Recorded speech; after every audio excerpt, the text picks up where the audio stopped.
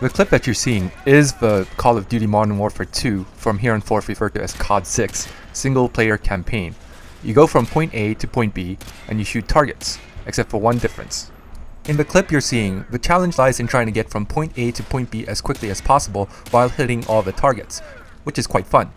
In the campaign, the targets shoot back at you and the challenge lies in not getting killed, but you can take your sweet ass time to knock down all the targets, which sounds like it could be fun but is actually quite a drag. And I'll try my best to explain why. What makes COD 6 so uniquely comparable to target practice is that the game has you standing still and shooting enemies that are, for the most part, standing still. Then, after you knock them all down, you move to the next area. The only way the game forces you to move is by grenade spamming you to death, which would be fine if it weren't so damn cheap. I mean, how many fucking grenades does each person have anyway? There's absolutely no tactical advantage in moving to another location, besides needing to move away from grenades. And that's because they know where you are at all times. You could have 100 teammates, all of them providing you suppressing fire, and the enemies will still find you and shoot at you. You could try and sneak around, doing your very best to stay out of sight, and they'll still shoot at your direction. You could even instantly teleport to another location, and they'll know to which location you're teleporting and have grenades there waiting for you. I mean, how the hell do these guys know where I'm at? They must have those magical radars you see in movies that somehow differentiate friendlies and enemies by having friendlies appear in blue and enemies appear in red. You can't go anywhere without everyone knowing where you're at. The only time you can flank an enemy is when the game is specifically scripted so that flanking is possible. Just look at this clip. It looks like I successfully flanked this guy, right? Except I actually didn't. This guy is scripted to stand here and wait for you while facing west. At this juncture, you can choose to go left or right. If you go left, the guy will surprise attack you. If you go right, it would seem like you successfully flanked him, except you really didn't because this guy isn't programmed to do anything but stand here and wait. It's as if the developers were like, hey, since our AI is non-existent and everything is scripted, we have to make it seem like there is AI by creating a couple of scenes in which a player will feel like he successfully flanked an enemy. COD 6 is by far the most heavily scripted game. The developers have written almost every single step and action that the enemy takes. They cleverly hid this by having the game randomly choose certain scripted sequences to appear in a given situation. Like this guy. Half the times he will pop out of his window and shoot at you, but other times he won't. And this guy. Half the times he will rush out at you and sick his dog at you, but other times he won't. So if you were to play the game twice, the first time you might have a window popping guy appear and the dog sicking guy not appear. The second time you might have a window popping guy not appear and the dog sicking guy appear. So the second playthrough would feel different, and there would be that illusion of dynamic AI, when it's actually just scripted sequences randomly being triggered. But most enemies will appear in every single playthrough and follow their script. Like these two guys, they will always stand in the top of a roof and shoot at you as soon as you round this corner. Now, I love scripted sequences. They comprise some of my most memorable moments in first-person shooters. But this is taking things a little too far. There's absolutely no room for exercising any measure of creativity or making choices. Find the targets, shoot them, move on. That's it. It's not the first time that Infinity Ward has done this. COD 4 was basically the same deal. Everything was pretty much scripted. But there's a major difference between COD 4 and COD 6. COD 4 respawned enemies endlessly and without mercy. And while that had some major drawbacks and caused some to heavily criticize the game, it accomplished one thing that made the game kind of exciting. It forced you to press forward. Therein lay the challenge, because if you didn't press forward, enemies would continue respawning, rendering you having killed everyone in the area pointless. What you had to do was press forward past the respawning area. It was fun engaging the enemy and trying to buy yourself enough time and create that window of opportunity in which to press forward. The constant respawning sort of masked the fact that everything was scripted because you were too busy dealing with a constant barrage of enemies. And more importantly, it made the game seem more than just target practice. But I guess IW took the respawning criticism to heart and decided not to have the enemies respawn endlessly. Unfortunately, that decision entirely exposes the game for what it is, enemies that are scripted to behave the same exact way every single time, and reduces the game to target practice. Now, don't get me wrong, there are moments in which a game is quite enjoyable, but firstly, there are no mind-blowing moments like there were in COD 4. The enjoyable moments were merely that, enjoyable. Secondly, the enjoyable moments were relatively few and the shitty moments were far more prevalent. One shitty aspect of the campaign is how everything looks more exciting than it actually is. Like this ice climbing scene. Looks pretty exciting, doesn't it? It's really not. It's curious how similar scenes in movies are exciting to watch. This scene you're watching is pretty much what you see in movies like Cliffhanger, which stars Sylvester Stallone, and such moments in those movies are hair-raisingly thrilling. You would think that playing out such a scene in a game would be more exciting than watching a similar scene in a movie, but it's not. And I think it's because all you're doing is mouse click, mouse click, mouse click, mouse click.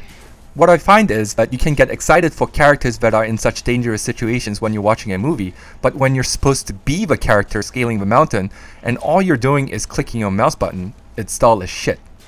And that pretty much holds true for many of the scenes in the game. Like this snowmobile scene. It looks exciting as hell, but the developers designed it so that you can kind of automatically avoid all the trees, which takes away the thrill of racing down a dangerous path. It's like skiing down a Black Diamond run with auto-steering skis, or racing in a Knight Rider 2000 at Darlington. And take the controversial shooting civilians scene. You see civilians running around frantically and you shoot at them. It looks deliciously chaotic and exciting.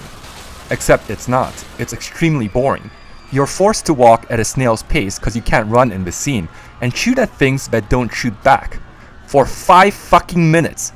This is the very definition of target practice. The only controversy I found with the scene was that it was sinfully boring. And there's so many cheap ass deaths.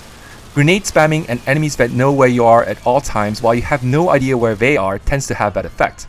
And I've never been so annoyed by the impact of a bullet hitting your character. It's jolting and violent. You have to stay behind cover for 2 or 3 seconds and wait for the red mess to fade out. Constantly waiting behind cover for 2 or 3 seconds at a time because avoiding getting hit is absolutely impossible gets tiresome.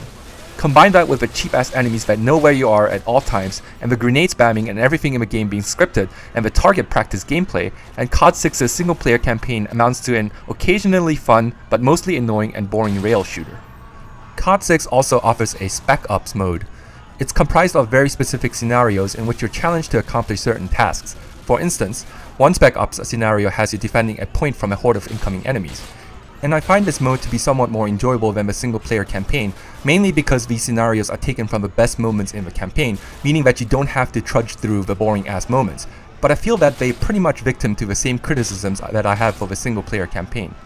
But everything I mentioned gets thrown out the window in COD 6's multiplayer.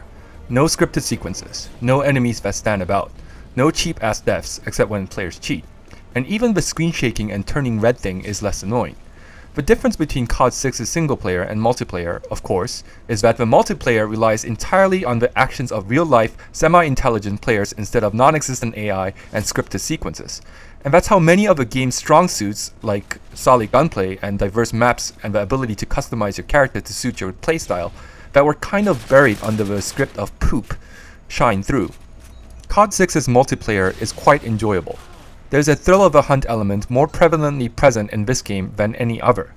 The maps are pretty big, especially since the game limits you to a maximum of 9 players per team, and very open. You often come across situations in which you spot an enemy from a distance or see a glimpse of someone for the briefest of moments running a certain direction, and you go after him. You pursue him. You take him down. It's all very exciting. And you can take control of Predator missiles and helicopters and get access to heartbeat radar thingies that further enhance the hunting experience. Just the task of finding out where the enemies are and figuring out which way is the best way to approach them is a lot of fun. But of course, you not only hunt, but are also hunted. You rarely feel safe. The maps are designed so that most locations have multiple entry points through which enemies can sneak up behind you. It's hunt or be hunted, kill or be killed. And it's that combination of the thrill of a hunt and unease at being hunted that makes the multiplayer potent. There are very few things in games as exciting as running up on someone from behind and scoring a melee kill in COD 6. Yeah, it's kind of cheap, especially when you find that a melee attack is more powerful than 2 to 3 bullet holes to the chest, and you curse like hell when you fall victim to a cheap ass melee attack, but admit it, you love it when you get that melee kill. And COD 6's gunplay is solid. The guns feel and sound great. They have a satisfying pop to them. And there's a decent variety of maps. Some of the maps I felt were well designed and fun to play on, some were not that great. Each of them does seem to offer something fairly unique. There's also a variety of game modes to choose from, but what I like most of the game's multiplayer features, and what sets COD 6 apart from other multiplayers of its type, is the sheer number of customization options. This is certainly not the only game to do this, and the ability to play specific roles in COD 6 pales in comparison to multiplayers that have preset classes like TF2 or Quake Wars. I mean, no matter how much you're able to customize your character in COD 6 and thus play as a sniper or as a tank or as a scout, it doesn't quite compare to the variety of roles that a game like TF2 offers. But it is quite significant nevertheless. You can choose from a huge number of perks and kill and death streak bonuses, and primary and secondary weapons customizations. Combine that with the game's RPG-like progression system through which you unlock weapons and perks and abilities, and it makes the game kind of addictive. But the game has its share of problems. The first complaint I have is that COD 6's multiplayer is kind of unnecessary. I mean, are the differences between it and COD 4's multiplayer significant enough? And I'm not complaining that the game isn't innovative or hasn't improved on COD 4, though most certainly it isn't innovative and has not improved on COD 4. My complaint is that COD 6 is basically the same game as COD 4. It's like Madden 07 and Madden 09. The differences are cosmetic and minor. You're basically buying COD 6 for the roster update, meaning the new maps and guns. There are slight differences such as death streaks and being able to choose from 15 different killstreak bonuses instead of the preset killstreak bonuses in COD 4, and not being limited to handguns for secondary weapons, basically meaning there's a higher level of customization than was available in COD 4, but I feel that they're not enough to warrant a new release in the series so soon. And some of the changes are somewhat puzzling. Of these changes, the most baffling is the decision to eliminate some features in the PC version that made the PC version of COD 4 such a fan favorite, mainly in COD 6's multiplayer being limited to 9 players per team and lacking console commands and dedicated servers. And what was the reason behind getting rid of a lean function? I'm not going to discuss this in detail since this issue has already been beaten to death by others, but just listen to the following changes and decide for yourself if COD 6 is an improvement over COD 4. Up to 64 players in COD 4. Up to 18 players in COD 6. The ability to choose servers and maps in COD 4. No such choices in COD 6. Extensive stats system kept track by a dedicated service in COD 4. The vanilla kill death stats system kept track in-game in COD 6. The ability to mod the game and play on custom maps in COD 4. No such option in COD 6. The ability to kick and ban cheaters and other unsavory players in COD 4. No such ability in COD 6. And this isn't just a dedicated server versus peer-to-peer issue. These changes actually impact gameplay. For instance, you can customize your character to a point that you can play a certain role, like playing as a sniper. But it's not for the sake of team play that you would do this, because the lack of dedicated servers means you most often play with strangers that you've never met before, and no one is willing to communicate because we're all geeks and socializing with strangers isn't our forte, and this means that you rarely work together as a team. So you can play a specific role, but it's not for the good of the team that you choose to play that role. It's because you like playing as a sniper or a tank or a scout. This isn't a big deal in a deathmatch. It may not even be a big deal in a team deathmatch, but it does become kind of a big deal in other game modes that are designed with team play in mind. Since there is such minimum communication between players, it makes playing cohesively as a team impossible and renders game modes moot by reducing them to deathmatches. In dedicated servers, you often play with the same group of people and you form a close-knit community, and there's a lot of in-game communication going on, making team play-based game modes actually viable. Another example of these changes impacting gameplay is that the 9 players per team limit, combined with larger maps and changes to the killstreak bonuses, encourages camping.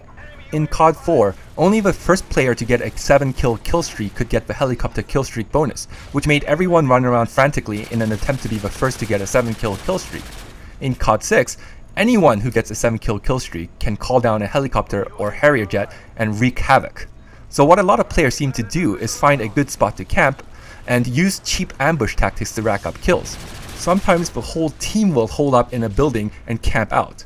Not only that, it's annoying as hell when you have Harrier jets and Predator missiles and helicopters hunting you down all at the same time just because you happen to not be a camper or you've been placed in a weak team, and this kind of imbalance happens quite frequently. You could try and take out the Harrier jets and helicopters, but that's no easy feat, and you often end up just staying under cover and waiting for them to leave, which is easy enough to do but certainly isn't any fun. That's just a few examples of the many issues that I have with the developers refusing to give PC gamers a product that fully takes advantage of the PC platform. Given all these issues, despite COD 6's multiplayer being quite fun to play, COD 6 ultimately pales in comparison to the likes of the Team Fortresses, Battlefields, Quakes, Unreal Tournaments, Counter-Strikes, and even COD 4. I feel like COD 6 is the Captain Planet to their Batman, Peg Bundy to their Claire Huxtable, Star Wars Natalie Portman to their Leon Natalie Portman, NSYNC to their New Kids on the Block. COD 6 is pretty good, but it just doesn't quite measure up to the best.